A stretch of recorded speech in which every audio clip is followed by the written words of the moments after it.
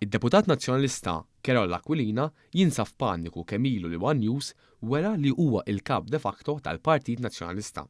Dan propju joħroġ minn sorsi li tkellmu dan l-istazzjon li qalulna li Aquilina imdorri jitfal ġebla u jaħbi idu. L-istess sorsi qalulna li Aquilina ilu snin imexxi l-kapijiet minn imnieħirhom, barja li jagħtih l-eks strateġista nazzjonalista Richard Kakija Caruana. Fil-fatt, l-istorja turi li meta kien hemm kap li ma kienx tal-qalba estrema, Kerola Aquilina ħadem kemm felaħ biex itajjarlu rasu. Biex imbagħad meta niżżel u poġġa lill-eks kap nazzjonalista Adrian Delija fejn ritu sejjaħlu ħabib tiegħu. Aquilina huwa magħruf ukoll li jistaħba fit-telfiet u jippoppa biss fejn ir-riżultati jifavorixxu lilu. Madankollu, issa li nkixef li huwa il-kap de facto, Kerola Aquilina m'għandux fejn jistaħba.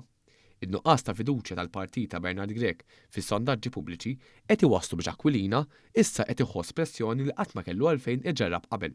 Sorsi qalulna li deputati nazzjonalisti li huma imdejqin bl-intħil u l-kilba l-poter ta' Aquilina diġà bdew jiddiskutu bejniethom fuq kif Aquilina issa għandu ir-responsabilità jirrebbaħ lil Bernard Grech u jekk le iġorr it-telfa miegħu.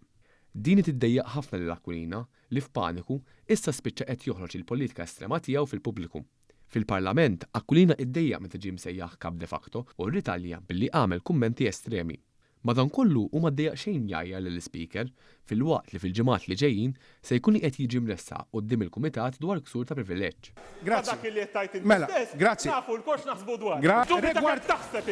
Neġa' nsaqsi Norbert Aquilina biex fiċ-ċirkostanzi forsi anke dakinhar il-mod kif qara hekk ħadd irtira dal-kliem fil-konfront tiegħi dak il-kliem li qed naħseb niddubita jekk inti x'taħseb nsaqsih fiċ-ċirkostanzi. Bandi l-ebda diffikultà nagħmel hekk wara kollox kulħadd jaf il-verità dwar is-sedja.